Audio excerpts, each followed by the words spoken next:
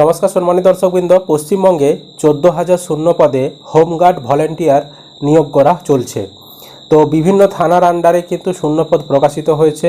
সমগ্র পশ্চিমবঙ্গ জুড়ে 14,000 শূন্যপদ রিক্রুটমেন্ট করা হবে এবং যারা সিলেকশন হবেন তাদেরকে প্রতিদিন কিন্তু 626 টাকা বেতন দেওয়া হবে।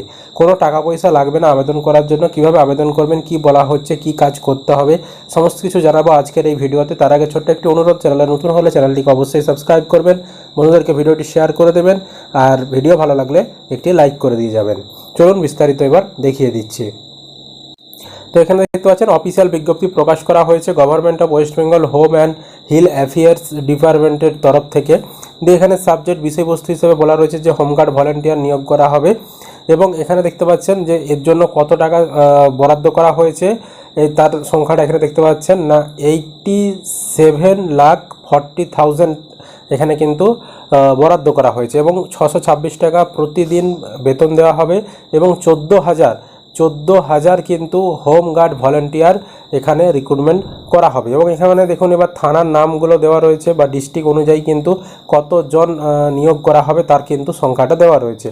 সে ব্যাপারে এবার বিস্তারিত দেখাচ্ছি। দেখুন, পশ্চিমবঙ্গের থানায় থানায় মোট 14,000 শূন্য পদে হোমগার্ড নিয়োগ করা হবে। পদের নাম এখানে অস্থায়ী হোমগার্ড পদে নিয়োগ করা হবে, মানে চুক্তিভিত্তিক কিন্তু বলা হয়েছে।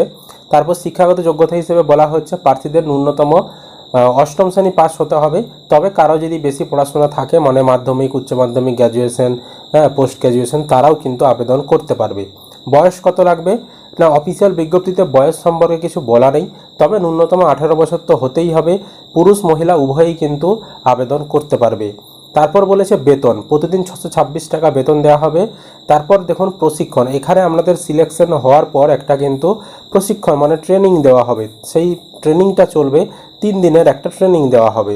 মোট শূন্যপদ পশ্চিমবঙ্গ জুড়ে মোট শূন্যপদ 14,000 শূন্যপদ রয়েছে এবং এখানে দেখুন ডিস্ট্রিক্ট ওয়াইজ সেগুলো কিন্তু ভাগ করে দেওয়া হয়েছে কোন জেলার থানার ক্ষেত্রে কত ভ্যাকান্সি। যেমন এখানে দেখতে পাচ্ছেন বারাসত পিডি 400, তারপর এখানে বসিরহাটে 300, তারপর হচ্ছে ডায়মন্ড হারবারে 350, এইভাবে সুন্দরবনে 300, এইভাবে আমরা স্ক্রল করছি। দেখতে পাচ্ছেন ঝাড়গ্রামে 100, পূর্ব মেদিনীপুরে 250, পশ্চিম মেদিনীপুরে 400, বাঁকুড়াতে 400, এইভাবে কিন্তু এখানে সংখ্যাটা দেওয়া রয়েছে। সংখ্যাটা আপনারা দেখে নেবেন এবং মোট কিন্তু 14,000 রয়েছে শূন্যপদ। এবার নিয়োগ প্রক্রিয়া কী হবে, এখানে কিন্তু কোনো লিখিত পরীক্ষাও দিতে হবে না, ইন্টারভিউও দিতে হবে না।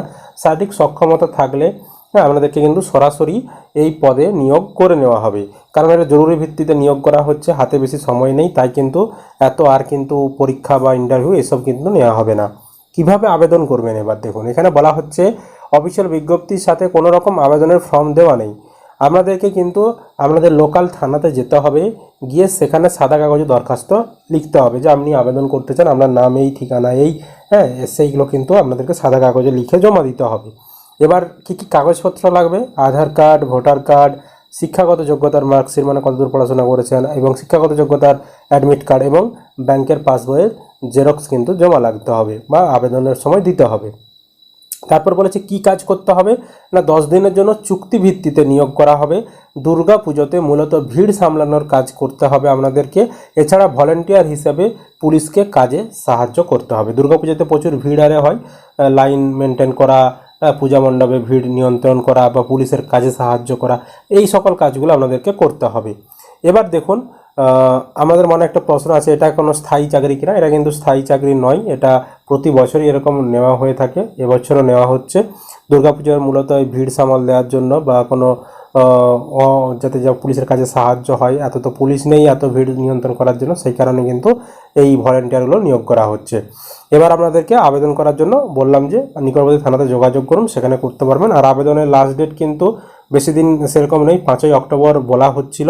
তো আপনাদের যত দ্রুত সম্ভব, যত তাড়াতাড়ি আমাদের ভিডিওটা দেখবেন, আপনারা চলে যান, গিয়ে আপনাদের নিকটবর্তী থানাতে যোগাযোগ করুন। আমাদের থানায় যদি ভ্যাকান্সি থেকে থাকে তাহলে কিন্তু আপনারা সেই থানার আন্ডারে এই যে ভলেন্টিয়ার তা কিন্তু হয়ে যেতে পারবেন।